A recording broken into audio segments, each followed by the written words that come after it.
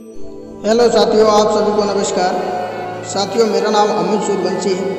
साथियों, मैं आज आपके लिए जो वीडियो लेकर के आया हूँ, इसमें मैं आपको बताने वाला हूँ समय के सर्वश्रेष्ठ उपयोग का पहला सिद्धांत। सबसे पहले आप समय का सर्वश्रेष्ठ उपयोग का पहला सिद्धांत, आप समय का उपयोग किस तरीके से करें।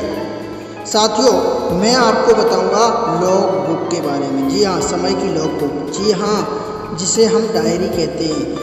चलिए वीडियो को बिना देरी किए हुए करते हैं शुरू। साथियों, आपने घड़ी को तो देखा होगा, घड़ी को ना देखते रहें। साथियों, मेरे कहने का मतलब है घड़ी को ना देखते रहें, वही करें जो यह करती है, यानी कि आप चलते रहें। साथियों, जिस तरह आप पैसों का बजट बनाते हैं, जिस तरह से आप पैसों का बजट बनाते हैं, उसी तरह से समय का भी बजट बनाएं। जी हाँ, बजट बनाने के लिए आपको यह हिसाब लगाना होता है कि आपका पैसा कहाँ खर्च हो रहा है। समय के मामले में भी यही नीति अपनाएं, यही नीति समय के मामले में अपनाएं। एक डायरी लें और एक सप्ताह तक यह रिकॉर्ड रखें कि आप किस काम में कितना खर्च कर रहे हैं, यानी कि आप अपने समय को किस काम में कितना खर्च कर रहे हैं, कितना आपने समय खर्च किया।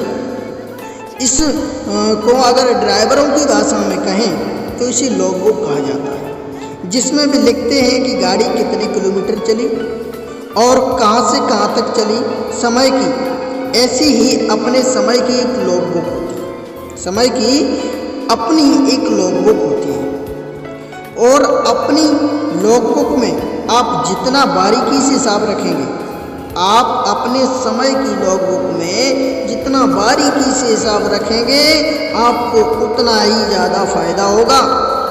और हाँ, लॉग बुक के पहले कॉलम में गतिविधि के बजाय आप घंटे लिखें, ताकि कोई महत्वपूर्ण अंतराल ना छूट पाए। जी हाँ, गतिविधि के बजाय आप घंटों को लिखें। जी हाँ, चलिए मैं आपको लॉग बुक के बारे में बताता हूँ किस तरीके से आपको लॉग बुक बनानी है। जैसे कि मान लेते हैं आप सुबह 6 बजे जागते हैं, यानी कि सुबह 6 बजे उठना होता है, तो 6 से आप 6:30 बजे तक चाय बनाना वगैरह नित्य काम करते हैं। अब 6 से 6:30 बजे तक आपने इन कामों को किया। अब 6:30 बज गए, 6:30 से 7 बजे तक आपको करनी है एक्सरसाइज। आप लिखें कि एक्सरसाइज में मैंने इतना काम किया। और फिर 7 से 7:30 बजे तक आप क्या करते हैं, मैं तो यहाँ बताना चाहूँगा कि आप यहाँ पर अपनी बुक रीडिंग की हैबिट डालें, यानी कि 7 से 7:30 बजे तक आप बुकों को, अच्छी अच्छी बुकों को रीड करें, यानी कि पढ़ें। और 7:30 बजे से 8 बजे तक नहाना और पूजा पाठ करना। तो यह तो मैंने 8 बजे तक बताया। अब 8 से 9 बजे तक नाश्ता करना, तैयार होना। अब 9 बजे से 6 बजे तक ऑफिस जाना। तो शाम को 6 बजे से 7 बजे तक 1 घंटा आराम करना। शाम 7 से 9 बजे तक आप दोस्तों की पार्टी में जाएं, या अन्य समारोह में जाना चाहें, कार्यक्रम वगैरह में जा सकते हैं। रात 9 बजे से 10 बजे तक मैं फिर वही बात कहना चाहूँगा कि आप बुक को रीडिंग करें। फिर आप अपनी क्या करते हैं, आप बड़ी सफलता के लिए आप एक बुक को रीड करें, बुक को पढ़ें, कोई भी बुक हो सकती है। रात 10 बजे से सुबह 6 बजे तक सोना। आप ये सोना आप 10 बजे से 5 बजे तक भी रख सकते हैं, 4 बजे तक भी रख सकते हैं। जितना आप कम कर देंगे, यानी कि 4 बजे तक सोने का टाइम रख लेंगे, तो आपके 2 घंटे बच जाएंगे। और मैं आपको बताऊंगा कि आपके घंटे कैसे बचेंगे, ये भी मैं आपको बताऊंगा। जैसे कि आप 2 घंटे पार्टियों में जाएंगे, किसी समारोह में जाना पसंद करेंगे, उस जगह आप अपना पार्ट टाइम में एक्स्ट्रा काम कर लेंगे, तो आपके 2 घंटे एक्स्ट्रा हो जाएंगे। और सुबह 2 घंटा जल्दी जग जाएंगे, तो आपके 2 घंटे बढ़ जाएंगे। चलिए साथियों, चाहे तो लॉग बुक बनाने का कंप्यूटर में काम कर सकते हैं, एक्सेल शीट पर कर सकते हैं, किसी भी अन्य सॉफ्टवेयर पर भी कर सकते हैं। इसमें 1 सप्ताह तक आपने हर 1 घंटे का संक्षिप्त वर्णन लिखें। आप हरी घंटी का संचय पढ़ लिखें। गारंटी है कि इससे आपकी आंखें खुल जाएंगी। इससे आपको यह पता चल जाएगा कि आपका समय किन गतिविधियों या कामों में लग रहा है। मोबाइल फ़ोन पर अपनी कितनी देर बातचीत की, उसके लिए लिखें। रात को आपने मोबाइल को कॉल रजिस्टर देखकर आप अपनी अवधि दर्ज कर लें। इंटरनेट पर आपने कितना समय दिया, यह भी कंप्यूटर की घड़ी देख करके दर्ज कर लें। एक सप्ताह बाद रविवार को बैठकर इस पूरे रिकॉर्ड को अच्छी तरह से विश्लेषण करें, ताकि आपको यह पता चल जाए कि आप अपना कितना समय इंटरनेट, मोबाइल, टीवी या फिर और अन्य सामाजिक मेल मिलाप में खर्च कर रहे हैं। देखिए साथियों, देखिए, इंसान आलसी होता है। मैं आपको बताना चाहूँगा, इंसान आलसी होता है, इसलिए आपके मन में भी इस अभ्यास से बचने का प्रलोभन आ सकता है। आप यह सोच सकते हैं कि लॉगबुक रखने की क्या ज़रूरत है। आप यह भी सोच सकते हैं कि आपको अच्छी तरह से मालूम है कि आपका समय कहाँ जा रहा है, लेकिन ऐसा हरगिज ना करें, क्योंकि लॉगबुक को आप वह महत्वपूर्ण बुनियाद समझें जिसकी नींव पर समय प्रबंधन का महल खड़ा है, जिसकी नींव पर समय प्रबंधन का महल खड़ा है साथियों।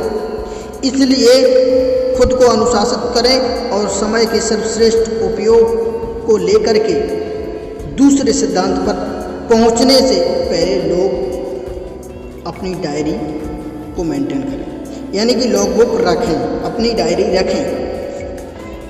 देखिए, लोग तो वह सटीक बीमारी का पता लगाने के लिए मेडिकल टेस्ट करते हैं, एक्सरे करवाते हैं।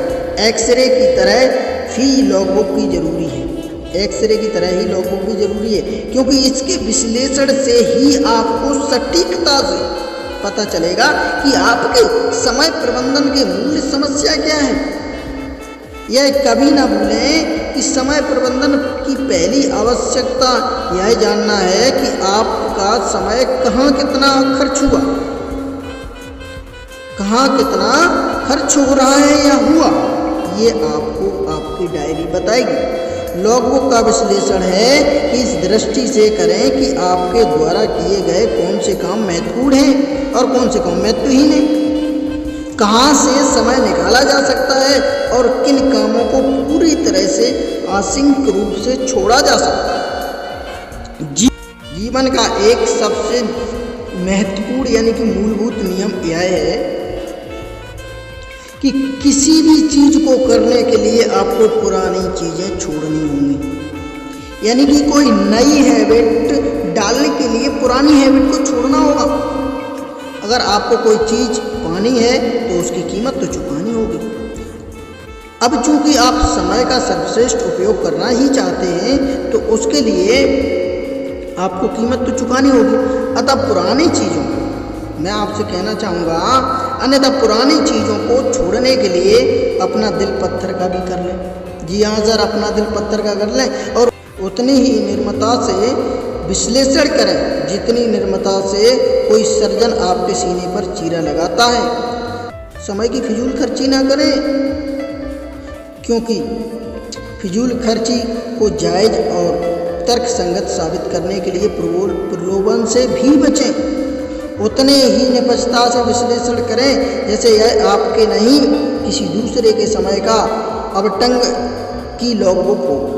आपके विश्लेषण का उद्देश्य यह पता लगाना है कि कौन सी गतिविधियां निरर्थक हैं या किन गतिविधियों में आप जागरूक से ज़्यादा समय दे रहे हैं, यानी कि किन गतिविधियों में आप ज़रूरत से ज़्यादा समय दे रहे हैं, जिन्हें छोड़कर या जिनमें कटौती करके आप अपना समय खाली कर सकते हैं।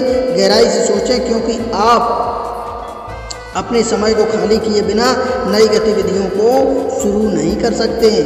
अगले, आप आर्थिक लक्ष्य कैसे तय करें, जिन्हें हासिल करने के लिए आपको अतिरिक्त समय की ज़रूरत होगी, लेकिन आपको अतिरिक्त समय तभी मिल सकता है जब आप कुछ पुरानी गतिविधियों को छोड़ने का संकल्प लेंगे।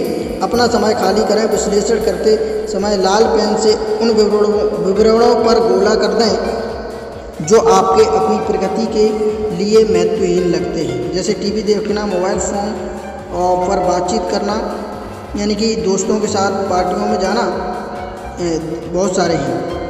चलिए उनमें से आपको समय निकालना है। देखिए, अगर लॉगबुक रखने से पहले कोई आपसे पूछता है कि आपका समय कितना बर्बाद हो रहा है, तो आप तहस-नहस में आकर के जवाब देते हैं कि मैं तो समय बिल्कुल भी बर्बाद नहीं करता हूँ। यह इंसान का स्वभाव होता है। वह यह नहीं मानता है कि वह जो कर रहा है सही कर रहा है। इसका मूल कारण यह है कि वह जानता ही नहीं है कि वह कुछ गलत भी कर रहा है। अगर उसे मालूम होता कि वह कोई गलत चीज़ कर रहा है तो वह उसे करता ही नहीं। समय का प्रबंध के संदर्भ में दरअसल दोष आपका नहीं है। वास्तव में आपको तो यह एहसास ही नहीं है कि आपका कितना समय आवश्यक रूप से खर्च हो रहा है और कहाँ खर्च हो रहा है। यह एहसास तो लॉगबुक रखने के बाद ही होगा आपको। तो साथियों, चलिए, वीडियो बहुत लंबी हो गई है और मैं आपसे उम्मीद करूंगा कि आप लॉगबुक रखेंगे। हमारी वीडियो अच्छी लगी हो तो सब्सक्राइब कर लें।